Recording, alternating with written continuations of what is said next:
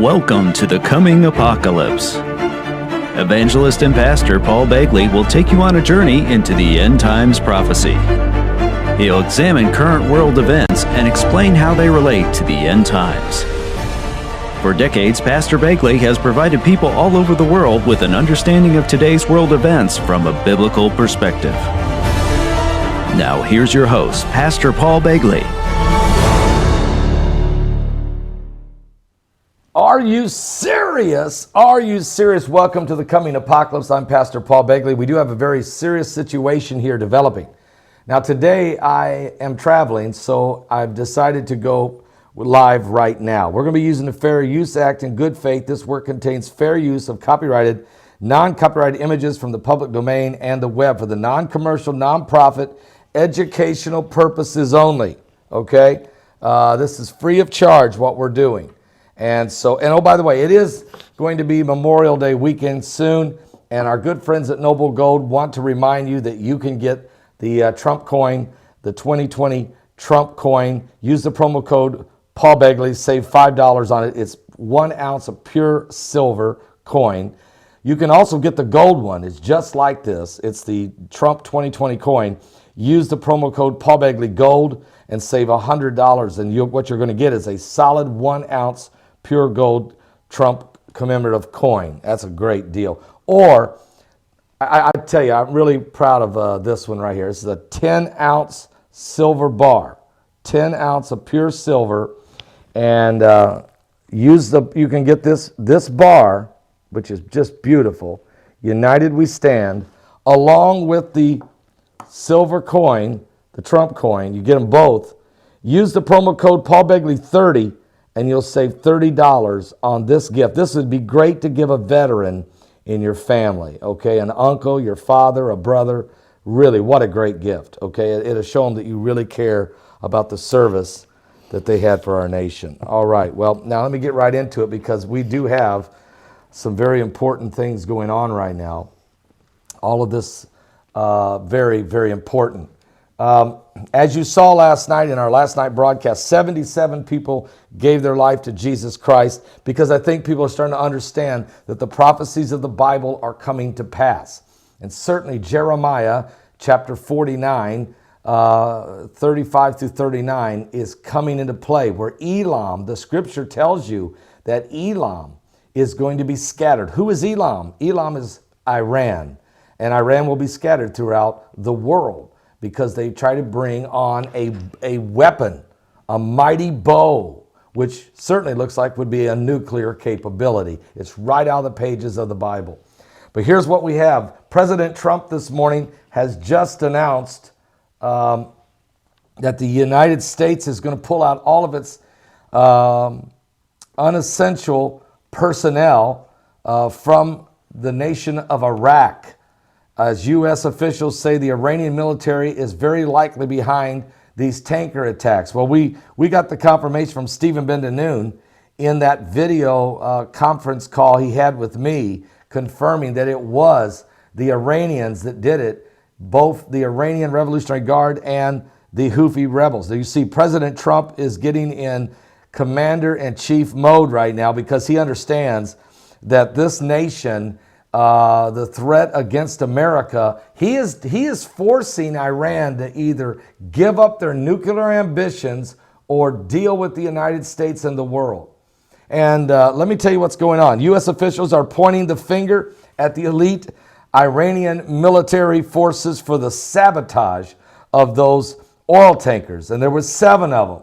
Now, there were some news reports that said 2, some said 4. The media was all over the place, and I came out first because I had the information and the intelligence, and I confirmed it with Russian media, the Lebanese media, and my own guys that I talked to, my sources, okay?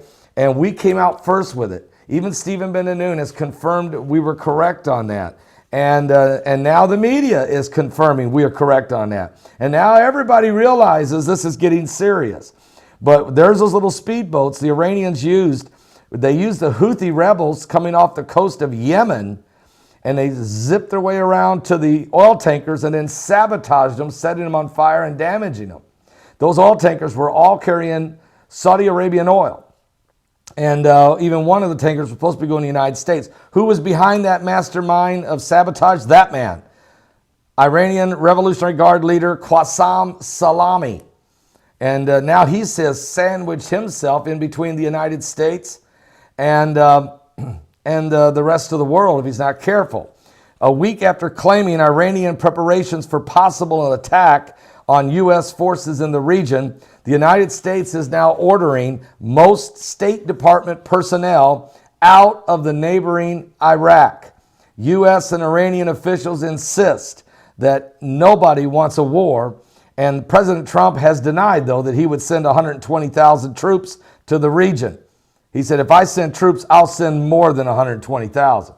But the U.S. military has refuted a senior British commander's assessment that there has been no increased threat from Iranian-backed forces in Iraq and Syria. And I just got a confirmation from one of my sources that this general did indeed say this. Matter of fact, I even found another article where he says this. So does that mean the British are not standing with us on this? Or is this just one rogue liberal general in the UK? Well, the U.S. officials have said they believe that the Iranian combat divers were behind the attack on 4 oil tankers near the Persian Gulf over the weekend. And they tell CBS News that that there is still no sign of Iran in backing off purported plans to attack Americans in the region. But on Wednesday, the State Department ordered all non-emergency staff and their families to get out of Iraq now, a nation on Iran's southern border in which the Iranian government backs various militia groups which have fought U.S. troops before. So there, we do have troops in Iraq, folks. We have them there. We don't have that many, though. And so the danger is the Iranians could overrun us with these militants. I mean, this is a serious situation. So we got to get the the families and some of these diplomats out of there. U.S. citizens in Iraq are on high risk for violence or kidnapping right now. So I really need you to pray for every American citizen that's in Iraq, because they are right now a walking target for terrorism. Numerous terrorist and insurgent groups are active in Iraq and regularly attack both Iraqi security forces and civilians. That man's calling the shots. That guy right there, that's the president of Iran, Hassan Rouhani. I should say he's not calling the shots completely, because the Ayatollah Ali Khamenei ultimately calls the shots. But between the three of them, the Ayatollah Ali Khamenei, President Hassan Rouhani, and the Iranian Major General Qassem Soleimani, we have a serious threat. Now, Secretary of State Mike Pompeo has renewed the Trump administration warning, and he has said that Trump is absolutely concerned. He says that he has renewed that Trump's administration warning yesterday that the United States would retaliate against Iran if it does attack any American interests in the Middle East. But he declined to pin the blame for the tanker's sabotage on Iran. But we all know it was the Iranians. Now, there is more information. President Trump, denial of Times report that he was going to send 120,000 troops. He said, would I do that? Absolutely, he said, as he left the White House on Tuesday. We have not planned for that. And if we did that, I would send a lot more troops than that. Now, Bernie Sanders has made a comment also, and he said an Iranian war would be many, many times worse than an Iraqi war. Okay, so Bernie is throwing that out there. Now, on Capitol Hill, Virginia Democrat Senator Tim Kaine blasted President Trump. He said, quote, it would be the height of idiocy. It would be unconstitutional. There's no way this president should get us into a war with Iran, according to Tim Kaine. But Iranian escalates nuclear threat. Iran has vehemently denied being involved in the attacks on the oil tankers and accused President Trump of playing a very dangerous game, risking devastating war. But on Wednesday, Iran's supreme leader, the Ayatollah Ali Khamenei, made this statement. There is not going to be a war, neither are we seeking a war, nor is it the United States' benefit to go to war. They know this. We never start a war. We have never started any wars. This is a confrontation of willpowers, and our willpower is stronger than theirs. He ruled out any negotiations with the current U.S. administration, saying they would be poison for Iran. Although he says they've never started a war, that is not true. The Iranians have been involved in several confrontations of which they instigated it. But that's historical. Now, let me tell you what else is happening, because you got to go to the Golan Heights now. Here's the deal. The Golan Heights is next. After Iran hit those Gulf oil tankers, according to Revolutionary Guard associates. Now, when we talk about the pipeline, see that in that what he even talked about, it is a fact. Iranian drones used by the Houthi rebels flew 1,000 miles into Saudi Arabia and in two different areas blew up the pipeline in Saudi Arabia. Okay? And there were 7 tankers that were on fire or were sabotaged, and that's according to Stephen Ben-Danoon's conversation with me. Matter of fact, Brock, is it okay? Do you have it on there? Can we play that? Give me 1 second, everybody. I want to make sure he's got up to speed. Yes, okay. So let me play this for you folks. Stephen Ben-Danoon in a conversation with me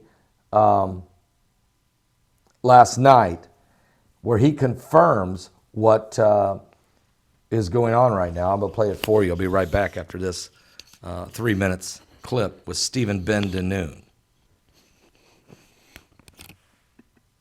All their assets in place, it's game on.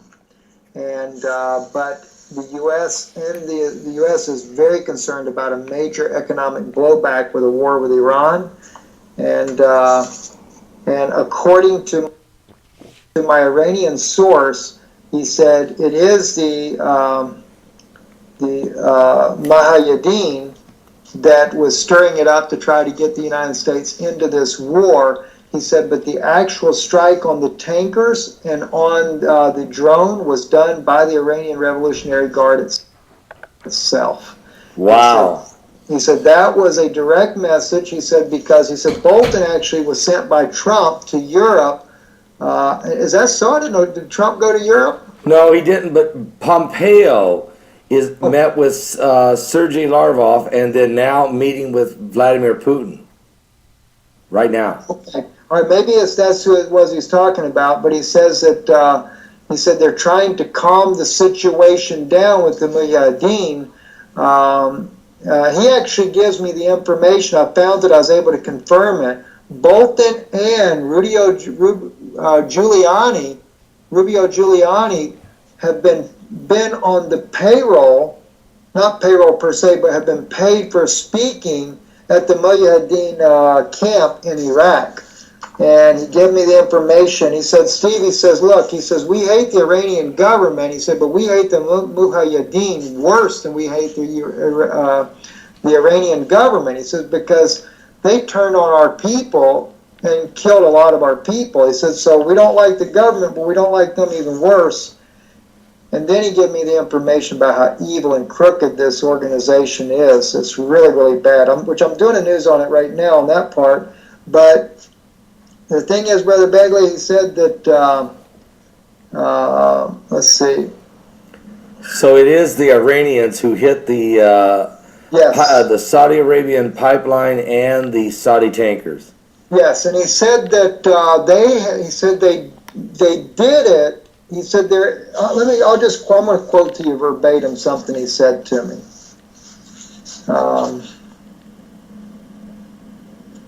Folks, this is Stephen Ben-Danoon. He said in 2009, the height of the tensions between the U.S. and Iran, it came to a point that the U.S. airstrikes and attacks seemed imminent. The leaders of the Iranian Revolutionary Guard, in their interviews, tried to sound confident, but you could feel a sense of resignation and hopelessness in their statement. This time around, there's nothing but confidence.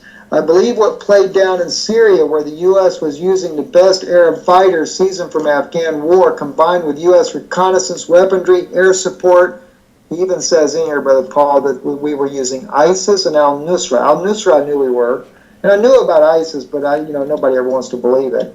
But he says the Iranian Revolutionary Guard came out on top, and this is the reason for their self-belief or their self-confidence. He said, I believe Iran has just showed a bit of what it can do. The drones penetrated over 1,050 kilometers into Saudi Arabia and hit 7 spots, and they hit the stations. They showed they can close Bab al-Madad and don't need to close the Strait of Hormuz.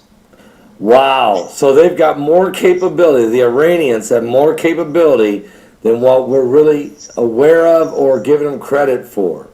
Yes, because see, the point he's making here, and from what I can see on the 7 spots, Brother Paul, it was accurate to say it was 7 ships. Like you got on your guy that said that they're going to try to play it down. Yep. He knows it was 7. All right. So Stephen Ben-Danoon confirming that, yes, the Iranians using Houthi rebels hit 7 ships and also blew up 2 different locations in Saudi Arabia on the pipeline using precision drones. So the Iranians have more capability and have a broader, vast influence in this area than what we're giving them credit for, folks. The Iranians do. Now, that's why we have this information coming out of Israel, because Israel is saying the Golan Heights is next, would probably be the next target. 2 staffers on Iranian Revolutionary Guard publications is reporting today that on May 14th that the Israeli Golan Heights is Tehran's next target after it attacked the UAE and Saudi oil infrastructures.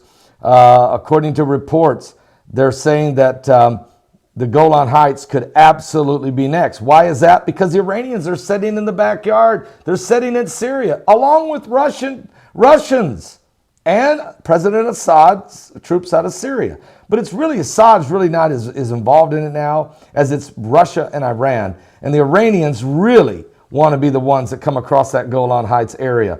So this is why Israeli intelligence is concerned. But I've got more information for you. Secretary of State Mike Pompeo did meet with Vladimir Putin, and they did have a meeting after he met with Sergei Lavrov, the Russian foreign minister, and Putin has agreed on a political solution in Syria with deeper cooperation with the United States. Secretary of State Mike Pompeo and Russian leader Vladimir Putin have reached an agreement that on Syria during their meeting in Sochi, Russia, yesterday. The pair agreed on a path forward to a political solution to the Syrian conflict. The sides reaffirmed their commitment to fighting Islamic terrorism, as well as advancing a shared set of interests in Syria. This included rewriting the Syrian constitution in order to ensure a peace settlement between President Bashar al-Assad and his political opponents. So Russian Secretary Pompeo also emphasized the importance of the cooperation in other areas. Quote, I have a couple of other ideas to suggest. Some of our cooperation has been excellent on North Korea, on Afghanistan. We've done good work. Counterterrorism work together. These are the things we can build upon. I know we have a chance to talk about our strategic security dialogue as well. So, okay. It looks like the United States and Russia are going to work together in writing this new constitution in Syria. But what does it still mean about the Iranians sitting at the doorstep of Israel along the Golan Heights? Let me tell you something else. There's still danger lurking closer to the homeland. In Canada, explosives, chemicals were found in a home of Iranians near Toronto, Canada, in a neighborhood. The entire neighborhood had to be evacuated. Now, this is not on your mainstream media, but police north of Toronto have charged a father and son after officers found explosive materials and a detonator device at the home in Richmond Hill, Ontario. Reza Mohammed, 47, and his son Mayar, age 18, have both been arrested and charged with 1 count each of possession of an explosive device following a search of the home. Chemicals were also seized and the neighborhood was completely evacuated. The family told neighbors they were originally from Iran. One neighbor reported, "This is shocking. They have lived here for 6 years and they have always been very nice people." Well, that matches the MO, okay? And Global News is pointing out that the end of November of 2017, in a reaction to Prime Minister Justin Trudeau wanting to interrogate Islamic State jihadists and wanted to then help them to be assimilated into Canadian society. Common sense forces us to ask why. Who would want to try to do this type of assimilation? Well, look, not with terrorists, I agree. But not all Iranian people are terrorists, let's be honest. Matter of fact, there are a lot of Christians that live in Iran, okay? So we're not dealing with really your average everyday citizen. We have to be looking at who are being planted where on behalf of the Ayatollah Ali Khamenei regime. Now, we also have got information that the Spanish military, the Netherlands, and the German militaries have all suspended military operations in and around that area of the Gulf and the Middle East because of the Iraqi-Iran crisis, they call it. Due to the significant threat of Iran crisis, Germany today suspended its military operations in Iraq and ordered its troops to withdraw. So Germany is packing up and going home. They're not going to help us, the United States. If an attack on Israeli, if Iran uses militants or some of their proxies to attack the U.S. troops, Germany has suspended its military actions and are packing up and going home. The Netherlands has suspended their military operations also in Iraq, and so have the Netherlands. But they have not said they're leaving, just suspending it, okay? So they're not saying they wouldn't come to our help. And I actually think the Netherlands would come to our help, and I actually think the Spanish would come as well. I think Spain would help us too. But I never would. I can tell you right now, Angela Merkel will never help President Trump or the United States if there's a conflict in this situation. So I think they just told us that just in a nice way. So guys, this is what's going on.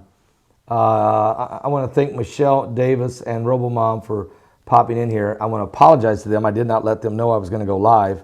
I didn't know I was going to go live early. My sister's coming to visit me from Florida, and she's moving to, I think Colorado. Yes, Colorado. And this is the only time I'm going to see her probably this year. And she's dropping in about 10 minutes, okay? So there'll be no live broadcast at noon. And I'm traveling to Little Rock, Arkansas to be on television. So there'll be no live broadcast tonight either. So this was it, okay? This had to end up being it. It's a travel day.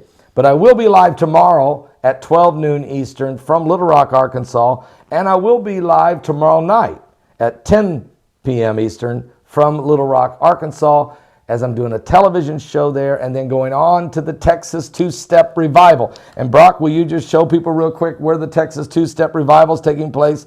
They're in Industry, Texas. What? Dr. Ronald Mooney will be there, as well as Kevin Wilson and the Kevin Wilson Band. And I'll be speaking as well. It's May 17th, Friday night, and all day Saturday, May 17th and 18th, Industry, Texas, the Texas Two-Step Spring Revival taking place. There's the address on the screen. Come on out, guys. Houston, everybody, Austin, Texas, San Antonio, Texas, everybody in the area, all around that area, come on. I want to see you guys down there in Texas, okay? That's coming up this weekend. Friday night and Saturday, Texas Two-Step Revival. Going to be a lot of fun. Look forward to seeing all of you there. Back to the current issue at hand. It is a very serious situation that's developing. Again, President Trump ordering all non-essential U.S. personnel out of Iraq immediately and is letting all U.S. citizens in Iraq, you are in imminent danger, potentially of being kidnapped or even or killed by Iranians. We know the Iranians are making movement. There you see, we have U.S. troops on the ground in Iraq, but we don't have enough of them there. We do not have enough of them there. If the Iranians, Revolutionary Guard, or their proxies and all their militant groups decide to go after the U.S. troops, we don't have enough troops, but we got a lot of air power. We got a lot of air power, and we got the USS Abraham Lincoln in the air. Now, we don't know what's going to be the next move by the Iranians. They obviously attacked 7 ships in the Persian Gulf that were carrying Saudi Arabian oil, and they also used drones to do precision strikes on Saudi Arabian pipelines. So we know this is getting very serious, guys. And these young men and women that are in uniform, these special ops, these guys are good, okay? Don't mess with them. They're good. But at the same time, they'll need our prayers and our support. We're living in the end times. I can show you that the Bible told us that we would see this day come, and we are seeing it. And I'm praying, it's Jeremiah 49. I'll read it one more time. Not one more, but I'll read it again. Here's Jeremiah 49:35. And this is an important prophecy in the Bible. Thus saith the Lord of hosts, behold, I will break the bow, the weapon of Elam, or Iran, the chief of their might. And right now they want to build nuclear weapons. And upon Elam, or Iran, will I bring the 4 winds from the 4 quarters of heaven, and I will scatter them toward all those winds. There shall be no nation, whether the outcast of Elam or Iran shall not come. For I will cause Elam or Iran or Persia to be dismayed before their enemies, and before them that seek their life. And I will bring evil upon them, even my fierce anger, saith the Lord. And I will send the sword after them, that's war, and I will have consumed them. And I will set my throne in Elam, and will destroy from thence the king and the prince, saith the Lord. But it shall come to pass in the latter days that I will bring again the captivity of Elam or Iran, saith the Lord. Prophecy, Jeremiah 49:35-39. Are we living in these days? Is this the latter days? And is this 3,000-year prophecy playing out in front of our very eyes? God bless all of you. I'll be doing more videos later today. God bless all of you. Thank you for tuning in. Thank moderators that popped in and everybody else that's here. Give your life to Jesus Christ. We're running out of time. Come join me on a journey to the Holy Land. Sister Heidi and I are taking those of you who would love to go to the land of the Bible, be baptized in the Jordan River, take communion at the Garden Tomb, or a boat ride across the Sea of Galilee. I mean, this is an experience, a life-changing event. The Bible will come to life right before your very eyes. It's October 2019. Come with us. Experience Israel.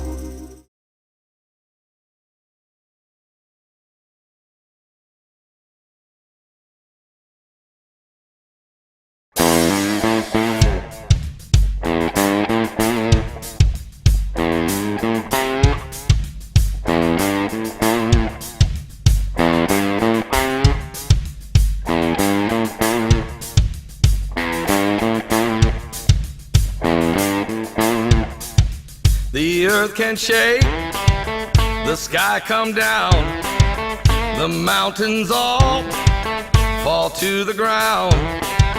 But I will fear none of those things. Shelter me, Lord, underneath your wings. Dark waters rise, the thunder pounds, the wheels of war are going round, and all the walls are crumbling. Shelter me, Lord, underneath your wings. Shelter me, Lord, underneath your wings.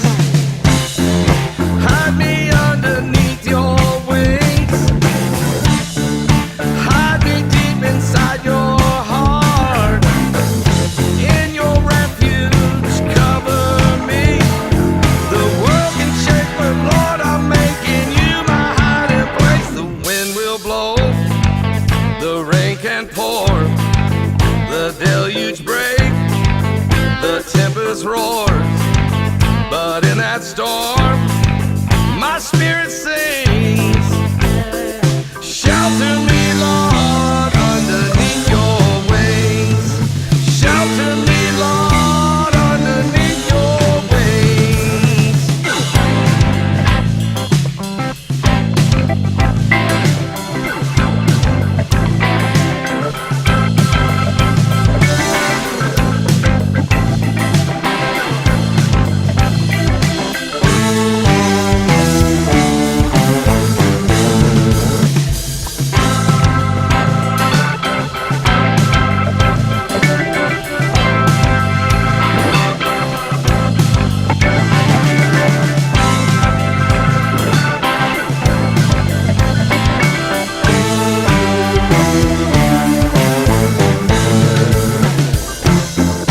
Hide me underneath your wings.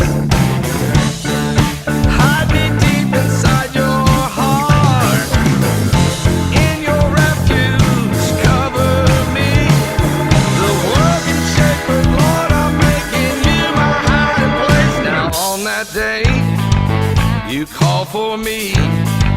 Someday when time no more shall be, and I say, death, where is your sting? Shelter me, Lord, underneath your wings. Shelter me, Lord, underneath your wings.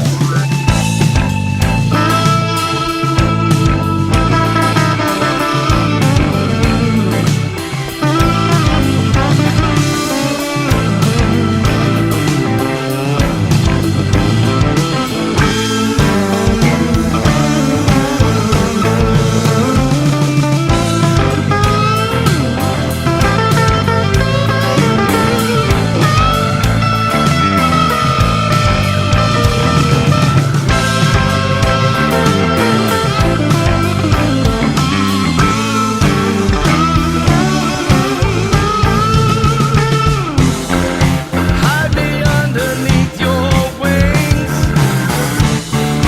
Hide me deep inside your heart. In your refuge, cover me. The world can shake, but Lord, I'm making you my hiding place. Now on that day, you call for me. Someday when time no more shall be, well, I say, death, where is your sting? Shelter me, Lord, underneath your wings. Shelter me, Lord, underneath your wings. Shelter me, Lord, underneath your wings.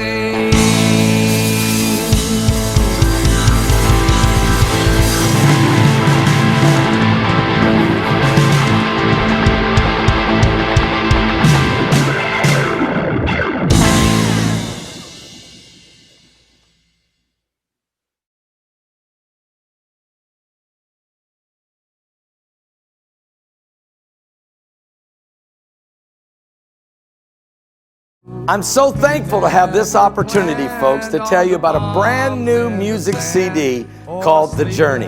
Every song has been absolutely godly inspired to touch the heart and soul of every person. Go to my website at paulbegleyprophecy.com. Get it now, because these songs will inspire you in your walk of life. The Journey, we're all on it, and this music CD will literally change your soul.